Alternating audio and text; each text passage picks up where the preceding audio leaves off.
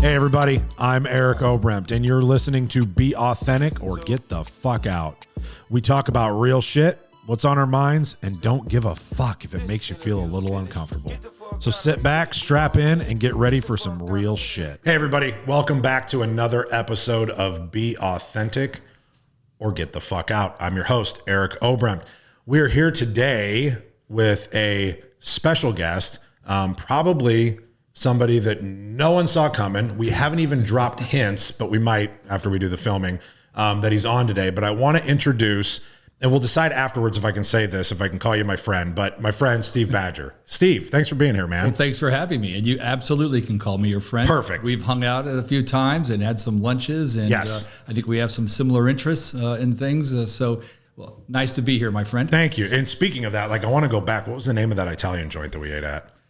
Your favorite place? That one in Dallas? Yes. Bugatti? Yes. That was delicious. Yeah, they've closed. They're moving. Oh, no. Yeah. So not like closed. Not closed. They're closed temporarily. They're moving to a new location. Okay. All right. Thank God. Because that was close to your office, wasn't it? Not too bad. Okay. Yeah. Because I know you went there a lot. One of my favorites. So it's called Bugatti. When you go in there, tell them that Mr. Badger sent you. Mr. Badger. Ask for Z. Yes. He's the owner. Yes. He knew everything you ate. He did.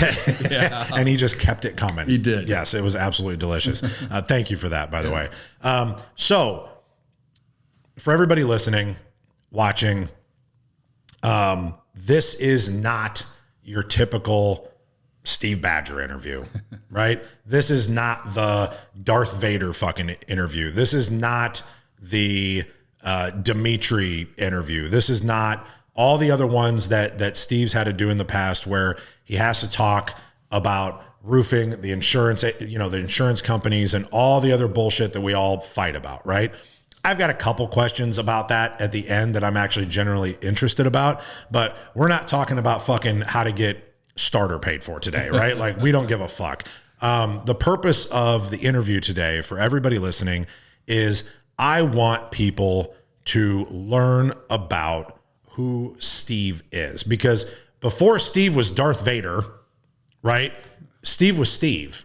And Steve was doing other things probably to help people and to do a ton of stuff that you cared about and passionate about, in a different time in your life, right? And one thing that actually just came up is, so tell people briefly, 2-minute snapshot of what you do now, but then I want you to go back in time because one thing that I didn't get to ask you about at dinner that you touched on a little bit was I wanted to know more about the World Trade Center case that you worked on, because that was super cool to hear about. So, but tell everybody real quick who you are and what you do now. Yeah, well, thanks. I represent the insurance industry. I'm the guy who defends all the commercial insurance companies in disputed claims. I'm not a traditional defense lawyer where I just get hired to defend matters. Kind of the niche that I've gotten into is dealing with the abuses and the fraud being perpetrated against my clients by some, not everyone, in the industry. So that's why I'm the guy who gets the really bad stuff that's happening. And on behalf of the insurance industry, I fight back. And that's pretty much what I do. Now, I've got a whole bunch of lawyers in my office who are defending all of these matters, but I focus most of my time on the really bad stuff, the fraud cases, the schemes, legislative issues, anything that is a real concern for my clients. You're big on the legislative issues, aren't you? I get involved. I'm not a lobbyist. Right. I am an advocate for my clients. So every other year when the legislature... I love fucking lawyers speak. Yeah. Such bullshit. Okay, I'm not a registered lobbyist. I don't get paid. Gotcha. And so everyone says, oh, Badger's back in Austin again. Going to try to fuck us over another session. I say, no, I'm not there as a lobbyist. I'm there as a guy with a lot of energy. So all the time I spend in Austin, no one's paying me for. It's because I believe strongly in the issues. For example, one of the 3 proudest moments in my legal career, 30-something years I was a lawyer, was in the 2019 session, the very last day of the session when we got final passage of our law that precluded the waiving of deductibles in Texas. And I worked cooperatively with RCAT, North Texas Roofing, and we worked really hard to get that through. And I probably put in 100 hours of time, all unpaid, but I believed in that issue for everybody's benefit. Yeah, and that was cool for me. That's one of my proudest moments.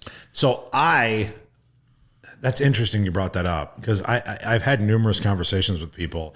And do you believe are you a proponent of licensing in Texas for contractors? I'm at a minimum registration. Gotcha. Yeah, licensing would be nice, but what we pushed for in that session also that we didn't get passed was a registration bill. Gotcha. Let's just have something so there's some record of who's out there putting on roofs. So we advocated a very simple registration bill. Yeah. And we had a really cool component of it was that you could not pull a roofing permit unless you were a registered contractor. And that way we had some control. So, the two trucks the only place down here, like it's usually just like big metropolis municipalities that you have to pull permits at down here anyway, right? Like if I'm working in downtown Houston, you got to pull a permit, right? Or downtown Dallas or like proper, right? Because other than that, there's not a whole lot of municipalities down here that even make you pull permits, is there? It's mostly the large ones. Yeah. And so that was one of the things, if we had a big event hit Houston or Dallas or somewhere, we'd have that protection built in there. Right. Would it help all across the state? No, but at least we'd have registration still. Right. So someone could check and say, hey, is this guy at least a registered roofer who's been in Texas long enough to get a registration? Right. As opposed to just two chucks in a truck who come in from Louisiana, collect insurance proceeds, and bail. Okay. All right. So let me ask this question. I didn't want to get into work, but I'm actually interested. I'm actually interested in this question though. So what about a guy like me, right? I've been roofing for 35 years, but I moved here from Nebraska and wanted to open up a satellite office here and incorporated my company as a foreign entity in Texas recently, right? Would the time preclusion that you were talking about then say that I couldn't get registered? Yeah, so it was a very simple process. You could fill out the application, get registered in a week. Yeah, what we envisioned. Well, you just had mentioned something that there was a time thing, like that you've been here or something like that. No. Oh, okay. Not my intent. Oh, okay. No, but you could just fill out the registration and come in. Now, I recognize that after a storm, we need roofers to come in. Sure. Right. But generally, absent that situation, right. A homeowner should check on their roofer. And if they know that they've got a registration, they've been registered since 2012, that's something that's relevant to that homeowner. Yeah, no, 100%. I agree. And what's been interesting to me is because I'm just used to that, right, from Nebraska. Originally, we just moved down here a year ago, and I love it, by the way. Like I even put the flag up just because, right? Like, and for my birthday, I've been down here almost a year in June. My birthday was in May. And I came to the office, and the big joke is that I moved here because I'm a sandal and shorts guy, right? Like I'm the guy that inspects roofs in sandals. Like I don't give a fuck. Like I'm the owner. I can do what I want, right? I came down here, and for my birthday, they all got me boots. Oh, no. My whole office bought boots because I always said I refused to buy boots, but I now have a pair of boots, but I still haven't put them on. I still haven't worn them yet, but I'm excited about that. But I was used to at least having to register, right, in Nebraska. For municipalities, we had to test, right? Like, so we had a test to be able to work in Omaha. You had a test to be able to work in Bellevue, where SAC is, right? Like you had to test to be in certain areas, and some of them were transferable, right? Whatever this test was, it could apply over there, just like Florida or whatever. But I'm trying to figure out, because I'm new to Texas, right, what the real pushback is, like the genuine push, not the chuck in a truck guys, right? But the genuine pushback from reputable companies on, because as an attorney, you always know the argument on the other side of the fence, yeah, it's easy. right? I'll tell you why it fails every time. It fails every time in Texas because there is an interesting confluence of two different groups that are opposed to licensing.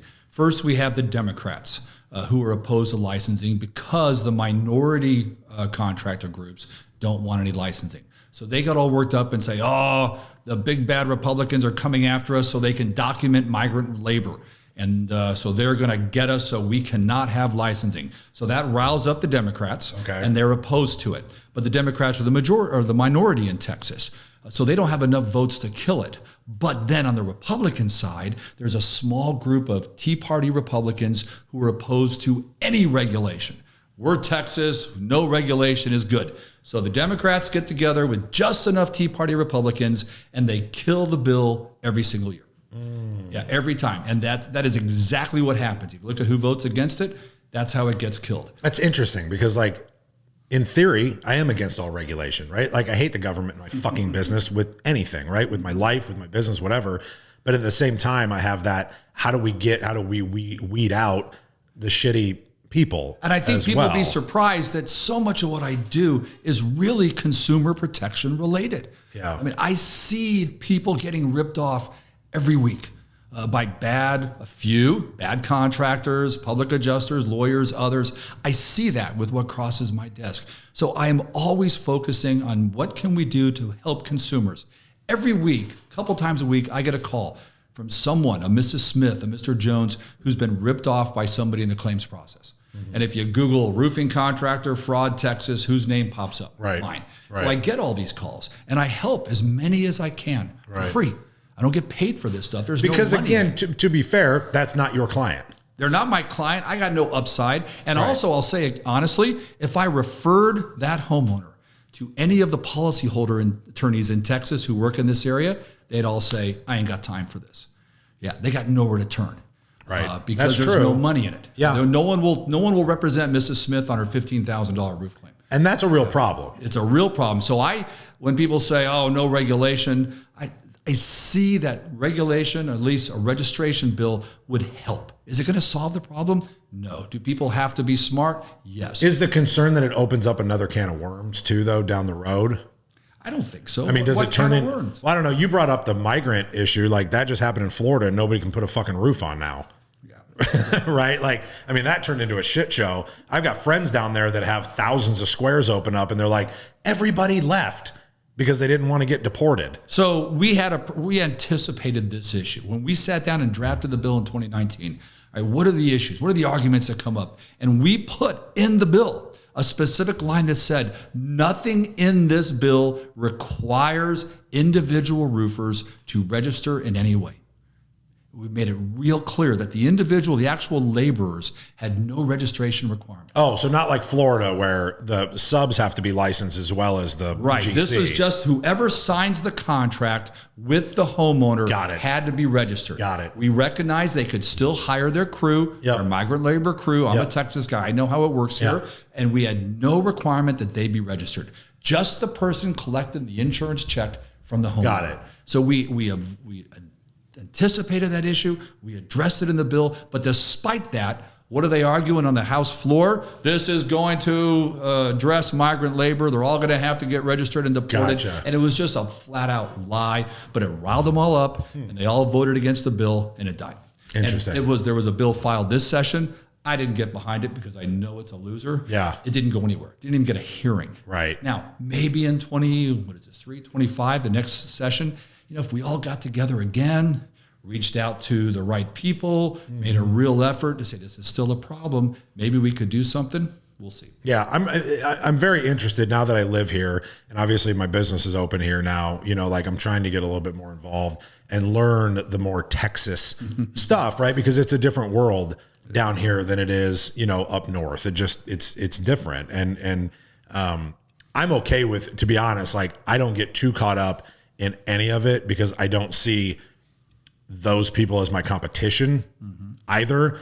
Even though sometimes when you bring on new reps, they do because they're like, well, they're selling it cheap. Not our client, right? Like if the client's going to use somebody like that, that's kind of a them problem because they're not thinking it through. And if you can't explain to them why that's a bad idea, then you're not really doing your fucking job either to be able to explain why they shouldn't be using the chuck in a truck, guy. But to your point, there's also people that just don't understand who they're hiring because they haven't went through it, obviously. Or it's right after the storm. And they just, somebody shows up and says, I can take care of you. Right. And they give them the insurance money and they're gone. There was a roofer in North Texas, 2016 timeframe or so. He came in and he took the insurance checks from over 120 minority and elderly homeowners and left. Didn't do their roofs. Lamco, House of Tomorrow, that was the scheme. And that's who they were. So he's taking ACV checks. He was taking the ACV checks, never put the roofs on. These homeowners start calling my insurance company clients saying, hey, my roofer's gone. They're like, well, we don't know what to tell you. We paid you. Call Badger. He likes to go after roofers. and I spent $300,000 of my time, my law firm's time, chasing a class action lawsuit on behalf of these 106 homeowners. It's really a mass action because we knew who all the plaintiffs were, for over $500,000 of insurance proceeds that he took and disappeared. I got a judgment against him, but he was completely uncollectible. Yeah. And I spent $300,000 chasing him. He went into bankruptcy and all these things. And I finally told these people, I'm sorry, there's nothing I can do further. Here's your judgment. We got a nice moral victory. Right. So that's the problem. Yeah. You have to do something to help protect people. Yeah. So some regulation is needed. Yeah, something. I wouldn't disagree. People are going to shit on me for it, but like, I don't disagree. Like, I think there's always somewhere in the middle. It's just making sure and protecting the fact that the middle doesn't turn into this, right? Because nothing gets done here and nothing gets done here.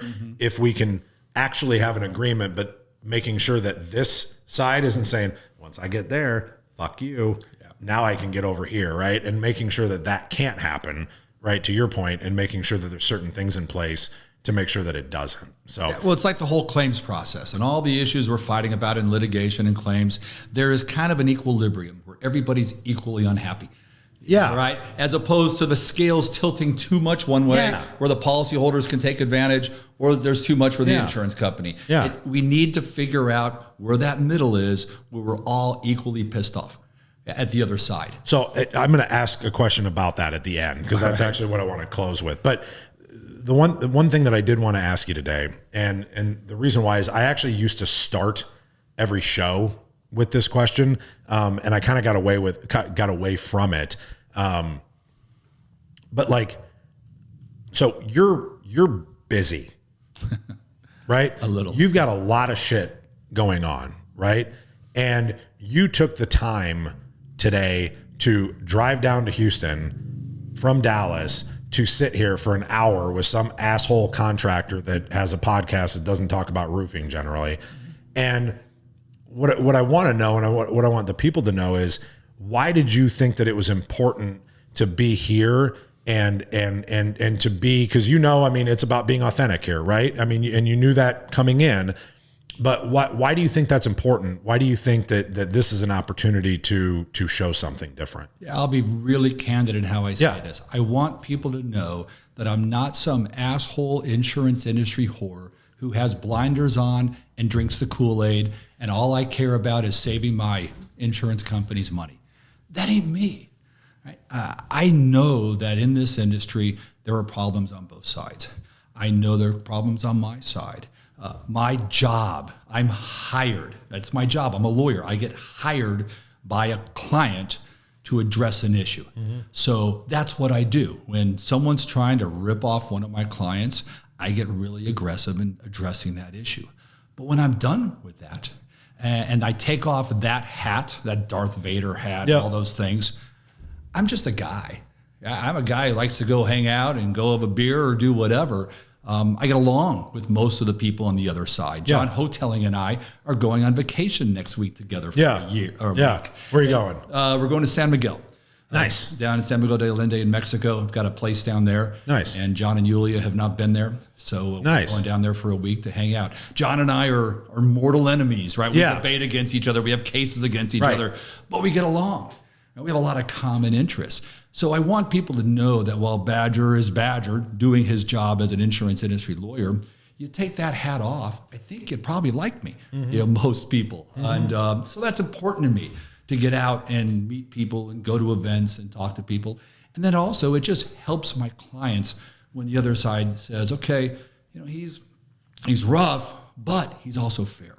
Yeah. So if we're not trying to overreach and we can be reasonable, he'll be reasonable also. Yeah. And so that's why this is important to me to do these things.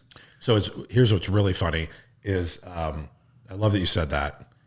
What's so funny is that we have Steve in today, right?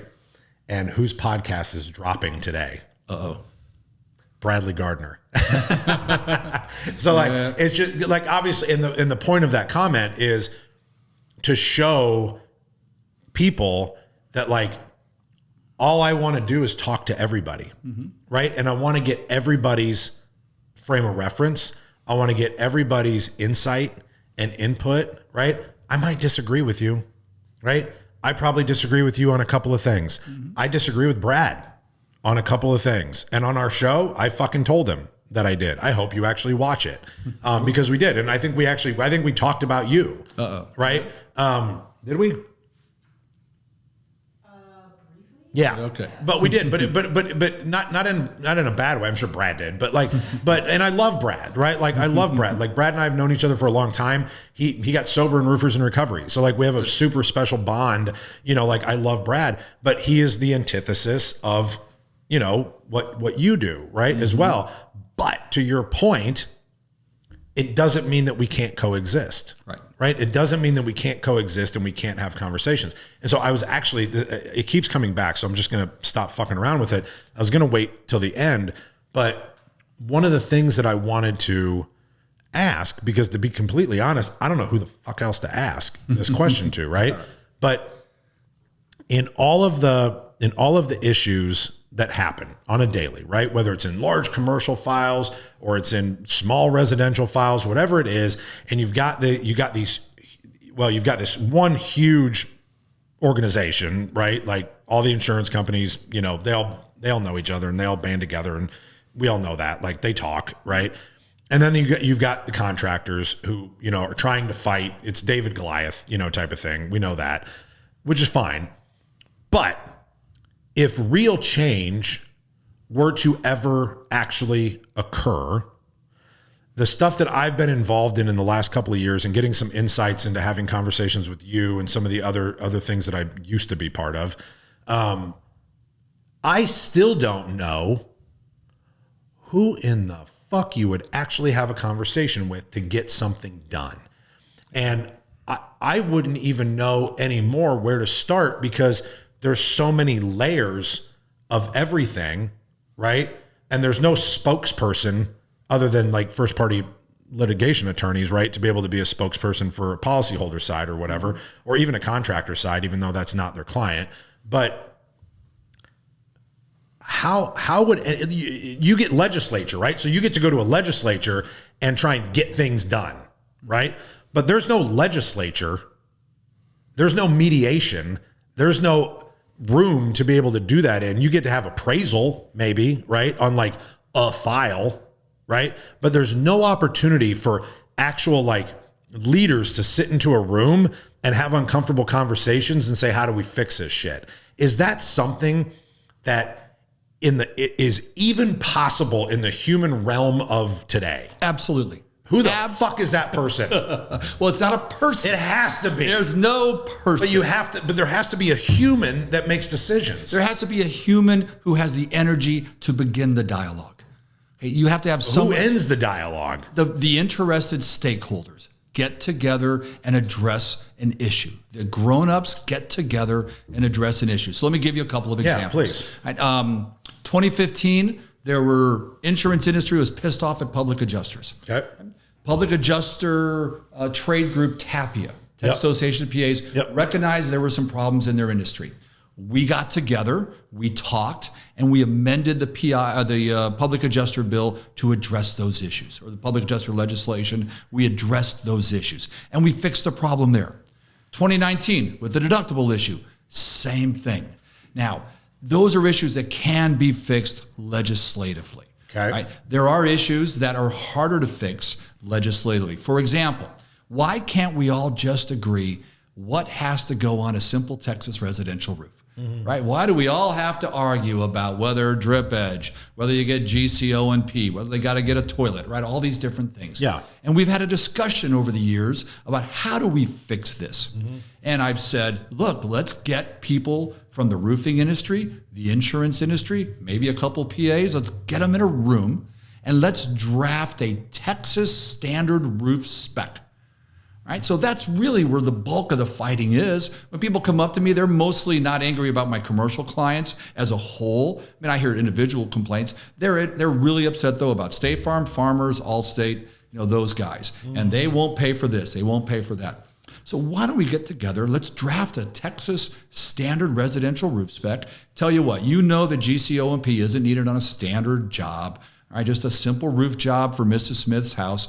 All right, so you don't jack with me on that, and I'll make sure they pay drip edge or whatever. And we could come up with something. And then if we could all agree upon something, then we could present that to the legislature and say, in an insurance claim involving a replacement cost policy, these are the components that are going to be paid for in any insurance policy issued in Texas. And if these are paid for, these are not owed. We can do that by having a dialogue. Now, is there one person? No. But when we come together to address issues, we are successful. And another example, the most recent legislative session, appraisal. Appraisal is a hot topic right now. Yeah. Lots of appraisal bills filed. None of them passed because none of them had the support of both sides. Okay. But at the next session, I just posted on LinkedIn about this. If we want to do something about appraisal, why don't we start having meetings now? Both sides, and I keep referring to both sides, I hate to say that, but it is both sides, the policyholder side and the insurance industry side. Why don't we get together and collectively draft a bill that we're not all particularly happy with, but it's good enough to fix the abuses. That will get passed because the insurance industry shows up and says to the Republicans, this is a good bill.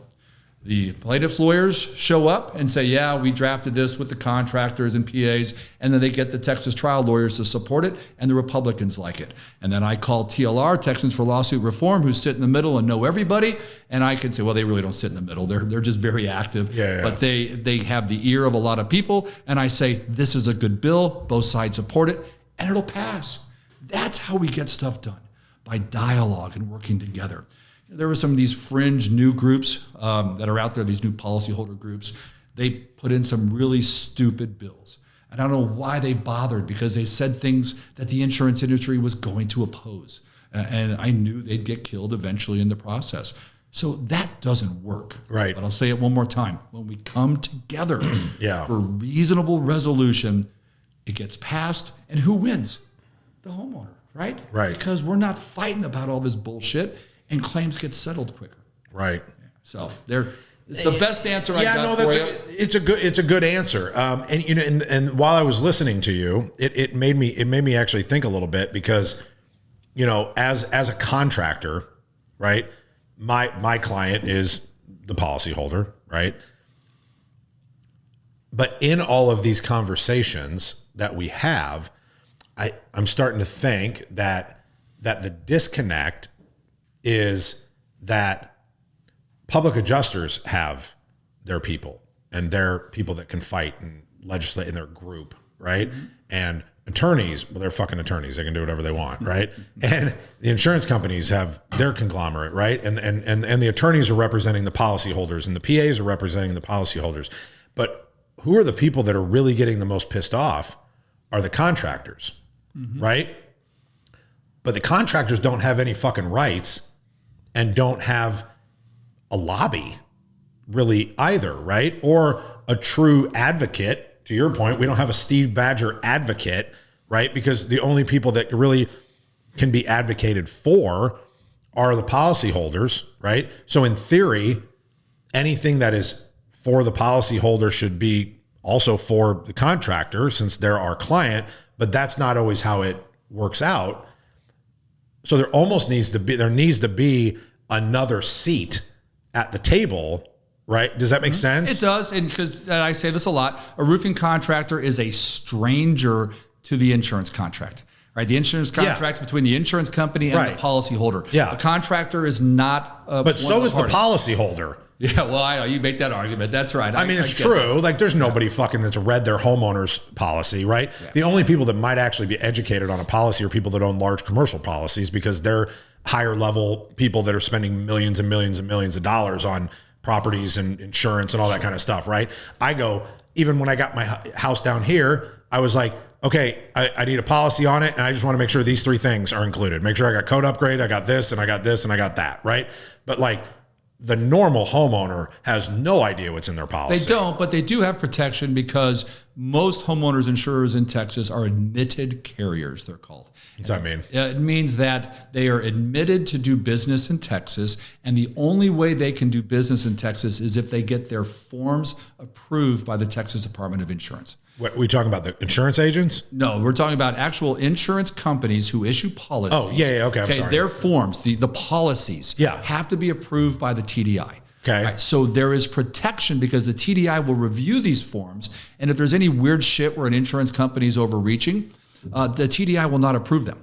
Right, now that's different than in the commercial area where there's what's called surplus lines insurers, Right. and they have form freedom. They can put do whatever the fuck shit they they want. want in their policies, with minor exceptions. Yeah. So there is a general safety for homeowners with these policies in Texas. I want to go back to one issue you raised a minute ago about no one's looking out for the contractors in Austin in the legislative process. And I got to push back a little because I have found RCAT and North Tex Roofing. Yeah, that's fair. They have been very proactive. Right. They were the driving force of the deductible bill in 2019. They've been pushing for registration.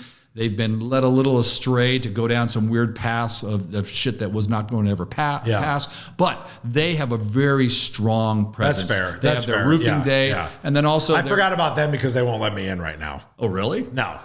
Because I'm new Okay. to Texas. I just found out that I have to be here 2 years to be an RCAT, and I'm a fucking felon. So they don't like that. So then I got to fill out a bunch of forms to explain why I'm a felon. And I was like, I just drank too much. Like, I didn't kill anybody. But I forgot about RCAT. That's a good point. I'll talk to Sarah and put in a good word Please for you. do. Okay. Like, well, and here's the thing, man. Like, I always want to be doing shit on the up and up, and I want to be involved in the groups that are helping people, right? Mm-hmm. And when somebody like me comes down here and I have Kylie downstairs filling out all the forms and making the phone calls and is like, hey, we need to get Eric and D&M because we want to be able to help and be part of HARCA and, RCAT and everything else. And they're like, nah, fuck you. And it's like, but I'm the good guy. Like, I'm one of the good guys. Like, please let me assist. So yeah, let's call Sarah. All right. But no, that's a good point. So there are organizations like RCAT. What about organizations like, just since you brought it up, because are organizations like MRCA and NRCA and all those, do they participate in any of that back and forth? Not much on a state level. Okay. They've got their National Roofing Contractor Day and they go to Washington, D.C. Well, fucking nothing is done there. I'm not quite sure why. Yeah, no. It's really not regulated that much on a national level. But we don't see them in Texas. Okay. When we're pushing for bills and we have issues in Texas and we're working together, I don't see them at all. Gotcha. Yeah. Now maybe they could be. No, it makes sense. You know as well as I do, like the only change you can actually make is on a local level, right? You can't make change on a national level. You make change in your municipalities and you make changes on a state level. But after that, what are we even talking about? We're just spending money at that point. So thank you for talking about that. I like I said, I didn't intend to, but I think it was interesting dialogue. And I honestly do. I know we've had conversations about this in the past. And even though I'm not necessarily affiliated with the other thing that's going on anymore, and we'll talk off camera about that. Okay. But I want to be part of the change, right? I want to be part of the reason why the industry goes in the direction that it's supposed to go, right? Whether it's the contracting industry, the insurance agency, like I want to be part of, in 20 years, because it's probably how fucking long it'll take, but in 20 years, like when there's like this magical meeting that we just got done talking about that seems impossible, there's nothing more that I would like than to be part of that, right? I've been doing this. I have no idea what you even know about me, but like I've literally been on roofs since I was 10 years old, right? Mm-hmm. My grandfather started this business, D&M Roofing, in 1965. His name is Delton Mares. Right. That's why it's D&M Roofing. Mm-hmm. It's why I didn't come down here and open Texas Roof, some goofy ass name, because wherever I go and any office I open will always have my grandpa's name on it. Cool. I started working when I was 10. I started running a fucking kettle when I was 16, running a hot kettle when I was 16. I started selling when I was 16. My grandpa dropped me off in a little town in Iowa and said, don't come home unless you sell something. And I knocked fucking doors. And you know what my first sale was in that town? An insurance agent. I literally knocked on a State Farm insurance agent guy's building, and he just happened to have a roof leak. And I sold him an old 2-ply, the old mop down 2-ply over the top of it. It was probably like a $5,000, deal. But that was how I cut. Coal tar? No, hot. Oh, okay, good. Hot. Yeah. Coal tar is horse shit. Yeah. Right. No, I mean, I got the scars. Like, that's tar. Yeah. Like I poured it down the back of my leg. I mopped. I was the mop guy. I was the fastest white felt layer in the state, right? There weren't many of us. Well, see, you're a brick and mortar contractor, and I have that's what we call them. Yeah. A brick and mortar contractor is somebody who actually knows how to put on a roof and actually puts on roofs. Yes. And all day long, If a brick and mortar contractor tells me what it really costs to put on a roof in a competitive bid price, I'll tell my clients to pay that all day long. The problem, though, is, as you know, we got this whole industry of people out there trying to learn how to win the storm. And we call them paper contractors. And they're professional Xactimate writers who have perfected the art of writing the biggest possible estimate and then getting that money and then subbing it out as cheap as possible and living off the delta. And those are the ones that are screwing it up. Because their numbers are so far out here because they want to win the storm on every game, every sale, that the brick and mortar contractor who says, this is my price, the insurance companies are suspicious of everyone. I get it. Well, that is the issue, because if I try to submit a retail bid to an adjuster, they're like, what the fuck am I supposed to do with this? Well, break it down. Break it down some. I do. And what happens, especially on commercial, right? But on commercial, you break it down. They're like, I don't understand those line items because they're not Xactimate line items, right? I'm a huge proponent of just completely fucking eliminating Xactimate, because what that'll also do is it'll get all the contractors that don't know how to write a fucking estimate, right? It'll push them out because they don't know how to write an estimate.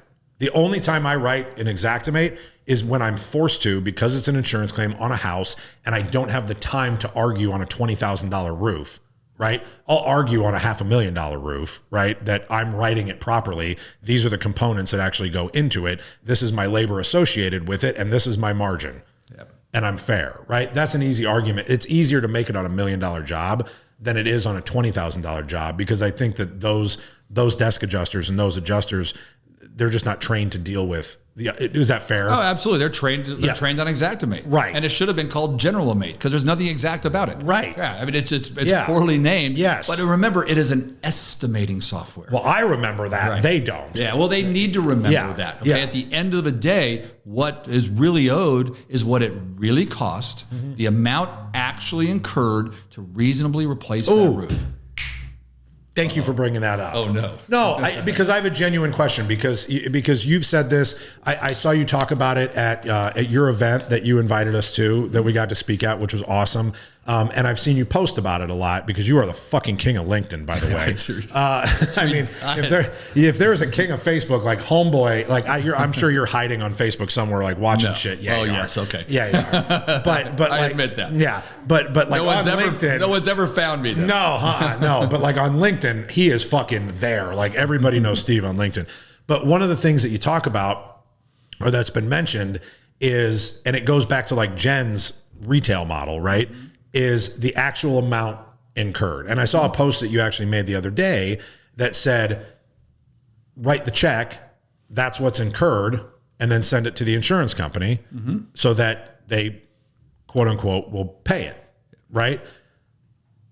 That's not real world shit, though. Well, look, if Mrs. Smith wrote a check to you but for $18,000, I know it's harder, but let's just say if she can. The theory's great. If she writes a check for $18,000 and paid that to you, Mr. Roofer, and some desk adjuster is relying upon a $16,000 Xactimate estimate, that puts that adjuster in a really hard situation, because Mrs. Smith has incurred $18,000 to replace her roof.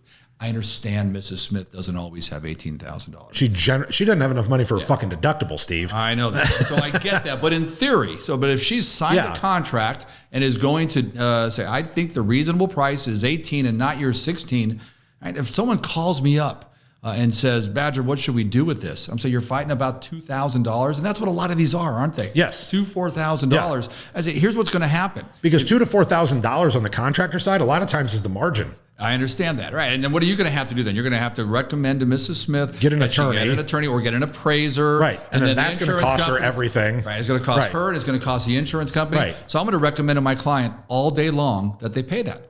Yeah, it's $2,000, and so, but I mostly live in the big claim world, so I am sympathetic to these small issues. Right. I can't fix all those. No. I can see that working a little bit better in the commercial world, because those guys can stroke that check. Yeah. Right. But in the resi world, which again, I'm 50% there and I'm 50% in commercial. And I guess I sympathize more with those people because they don't have the money, right? Believe it or not, I sympathize with them also. Yeah. I get it. I mean, every claim we have to go find ACV money that they're not going to do shit on so that they can pay for their fucking deductible, right? And I'm like, well, don't do that. Don't do it. Keep the ACV money. You're not covered on the gutters anymore, but if you want to use it, go ahead. But it's every single claim, because deductibles down here are obviously crazy, right? And places like Denver and, you know, whatever. But it just, in that residential world, there's got to be another conversation, I think, is my point, because I think that one is a little tired on the residential side, dealing with homeowners. When you're in your world dealing with larger commercial people, I think it's a more open one, because those guys have millions of dollars and they can fix damage. Yes. So let's pause it and go back to the solution in the residential world. Yes. And you're not, and your listeners are not going to like this, but one solution is a managed repair type program, where it is, okay, the roof is damaged, the insurance company brings someone in to fix it. And whatever it costs, the insurance company pays it. And that is an advantage of managed repair. Now, I know a lot of contractors don't like it because they get nickeled and dimed and they say shit roofs get put on. But if there is a managed repair program that is fair to everyone, and you and I know that there's things that we've seen that we consider fair, that is a win-win for the insurance company, the insured, and the contractor, as long as there's some way in that program to protect all three. Right. And that's the way that managed repair programs are built now. Do not do that. I understand and don't disagree that there are some programs out there where they cut the contractor margins so slim that they motivate them not to put on a proper roof. I acknowledge that. Yeah. But I do believe there has to be a program out there that could be created by bringing smart people together that protects all three of the stakeholders. I think that there is a solution that, and we've talked about this, but I think that there is a solution that if a homeowner wants to opt in to the program, right, that if it's built properly, I think that there absolutely is a way to make that work well. I agree. And protecting the homeowner, the contractor, and the insurance company. And we ought to be smart enough to figure that out. I think there is a way to do it. But again, it kind of goes back to what I asked about earlier.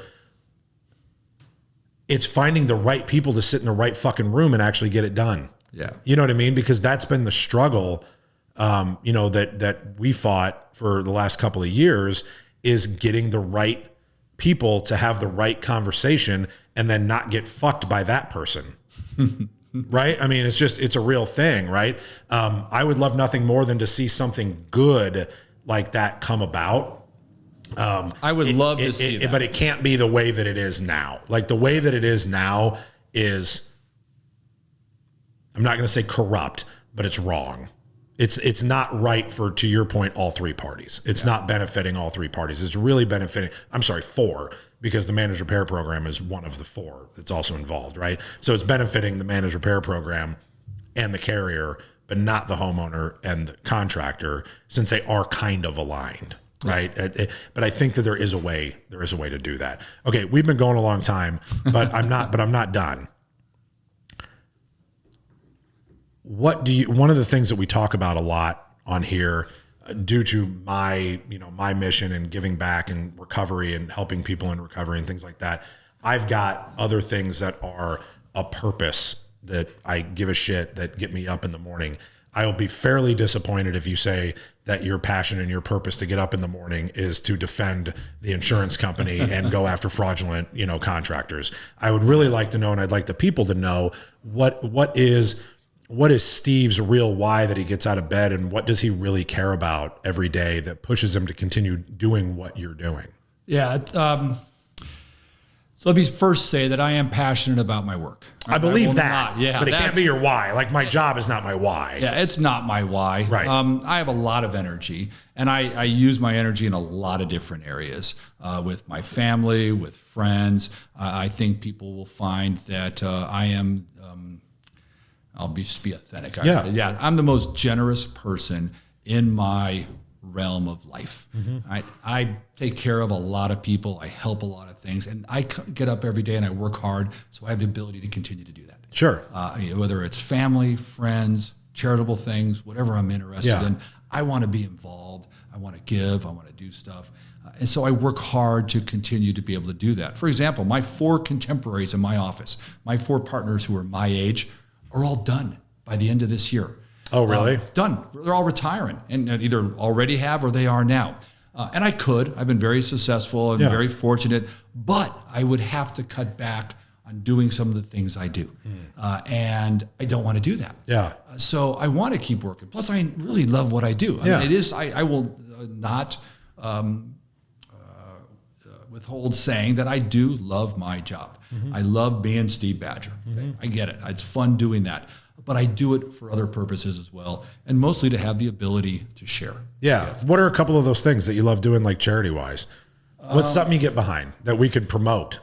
Yeah, so I've got a number of youth groups in the area that I like to promote. I've got a group that I promote right now. I have for the past couple of years for kids with special needs. It's called the Night of Superstars. Okay. And they take kids and they take them to a gala. And I wrote a big check for them last year. Oh, cool. And the kids get dressed up and they walk down a red carpet and everyone's taking their pictures and things like that are just neat for me. How'd you find that? What was your connection? My girlfriend, her best friend was involved with it, and they said, you need to go to one of these. Yeah. So we went a couple of years ago. You're rich, Steve. Come. Like, Steve, check it out. come, that's right, and write a big check. And last year, I wrote I was there, and I got carried away and wrote another big check, and it's fun. So I find things like that. Yeah. I'm not on the board of anything in particular. I find little groups that need a little something extra, that are not the March of Dimes or whatever. Right. They need someone to come in and do something for them. Yeah. And so I do things like that, but it's...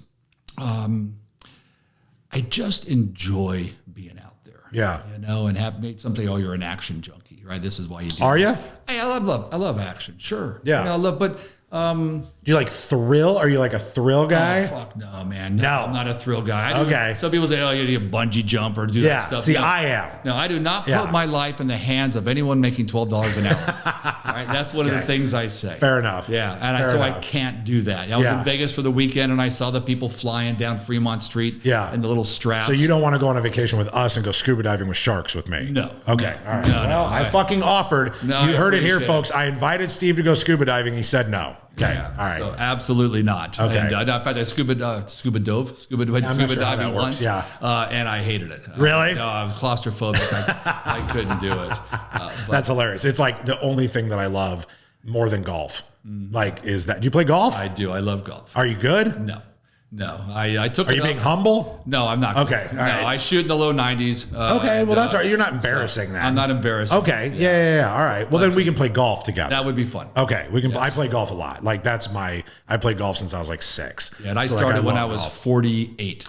And is that weird? It was weird. I had never liked golf. I never played golf, but my middle son took up golf in high school and got really good, really fast. Okay. Ended up getting a college scholarship to play golf in Division I school. And really? Where at? In Weber State up in Utah. No shit. Yeah, and so he played golf there. I wanted to learn the game so I could appreciate what he was doing and following him around the tournaments.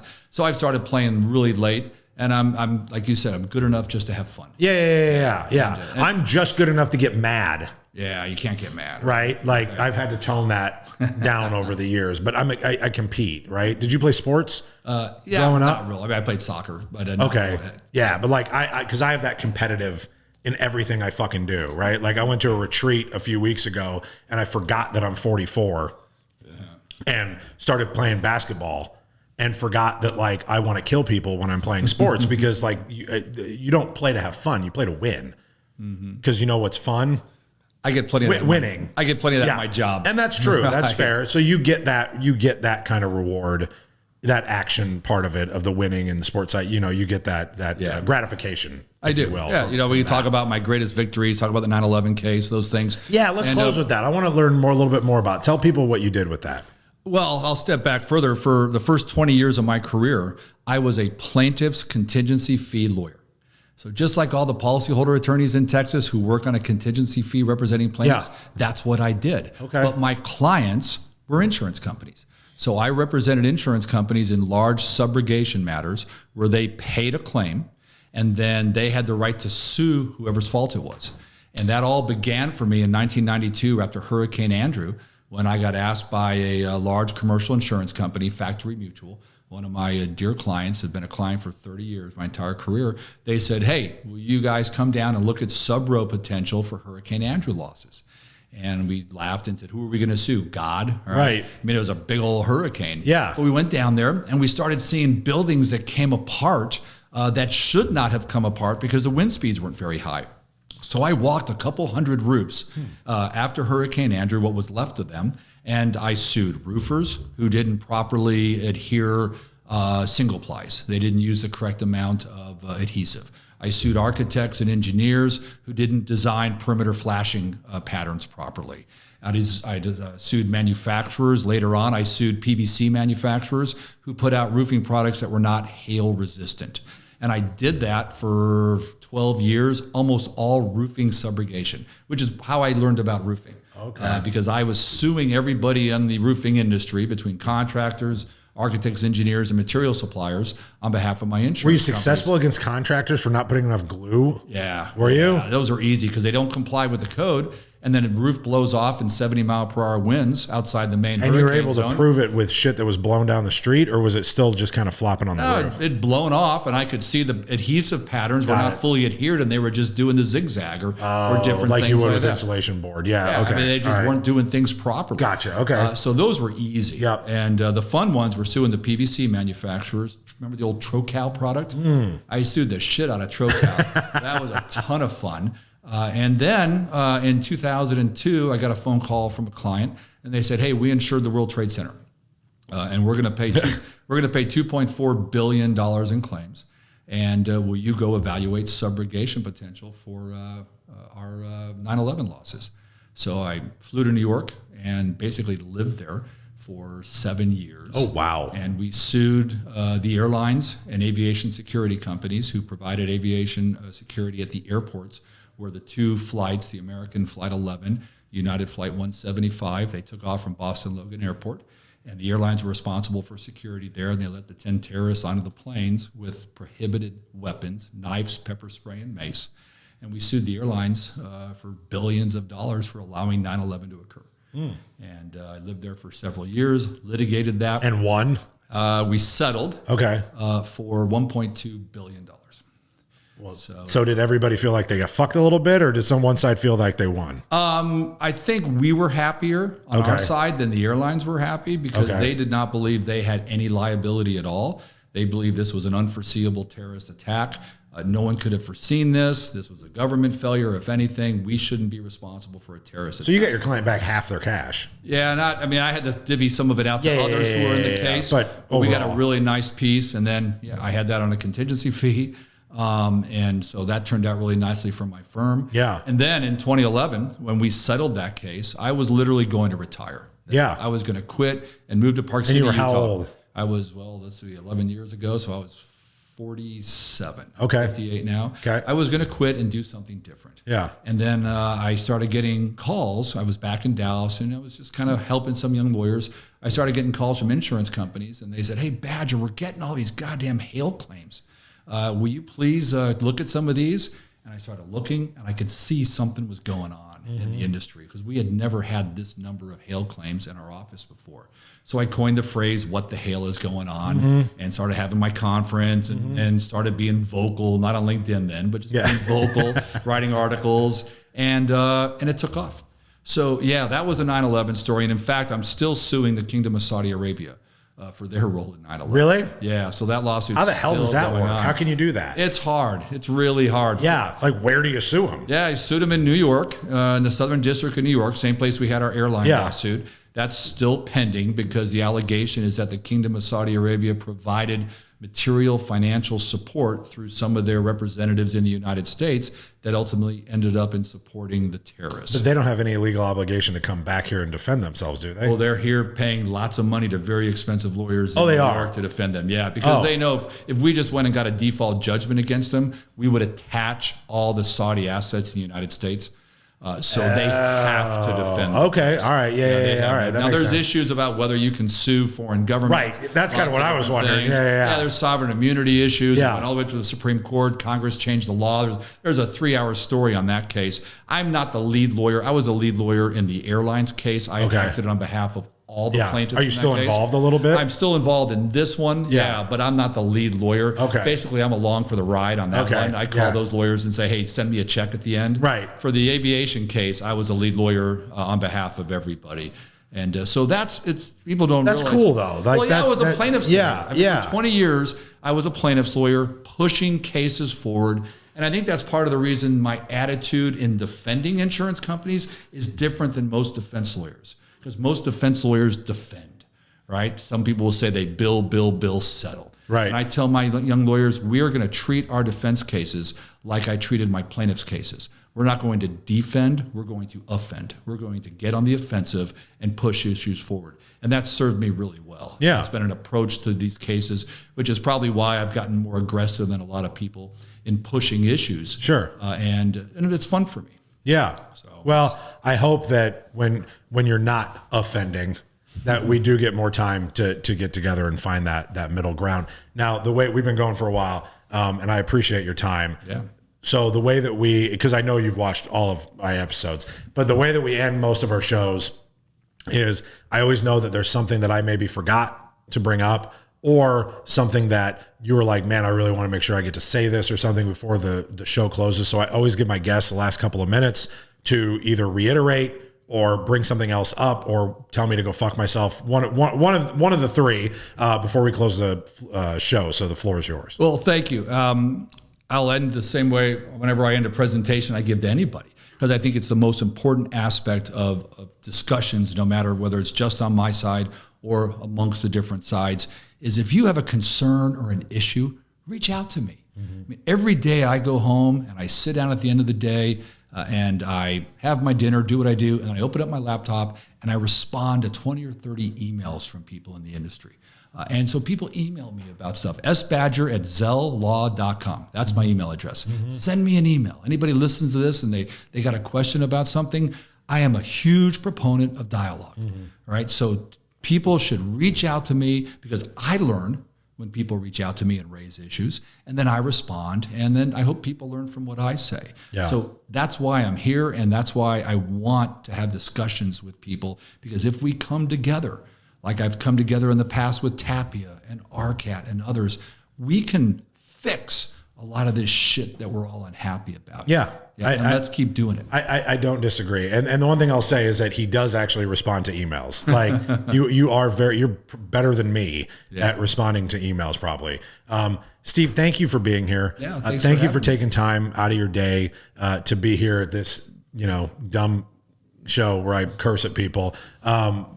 I love having the dialogue. I hope that more people understand that we can disagree. I didn't even bring up half the things that we probably disagree about, because they don't, it's not that they don't matter, but they don't matter. Right. It's about figuring out that there is a common ground, right? That as long as you're putting good people in a room that have differing opinions, then you can come to some type of a consensus. I don't know what that consensus is. I don't know when it'll ever happen, but what I do know is that it will never happen unless we continue to talk. And as long as we continue to put the right people in the room, right, from the policyholder side, from the contractor side, from the insurance side, because I will say there's nobody on your side, and especially at your level, that I've been able to have a constructive conversation with like I have been able to with you. And I appreciate that. Like I really do. And I hope that more people watching, whether they're on the contractor side or the insurance side, see this interview, right? Because I'm sure, hopefully, you'll share this on your fucking 8 million LinkedIn people that you know, right? But there's a lot of people that comment on your stuff that probably motherfuck me all the time, right? And I know that, and that's fine. But I hope that they watch this and realize that, like, we are two good humans, though, sitting in a room trying to come up with solutions. Even if I disagree with something, even if you disagree with something that I say, at the end of the day, we're still trying to get somewhere. Yeah. Stop just being the person that likes to fight, right? Some people just love to fight. And we don't have to just fight. Let's add some dialogue. Let's add some conversation. Let's come up with some real solutions. Happy to do it. Steve, thank you very much. Thanks for having me. Everybody, thank you for tuning in. If you don't share this, you're a fucking idiot. But I need you to share this shit. We don't have sponsors. Oh, but Zyn, for all of your nicotine needs, Zyn, it's delicious. I don't want to say it's addictive, but it's addictive because it's great. And great flavor. Cinnamon's my favorite. Zyn, for all your nicotine needs. And share it, get it to people. Let's have more dialogue. And remember, everybody, be authentic. Get the fuck out. Get the fuck out if you can't be authentic. Get the fuck out if you can't be authentic.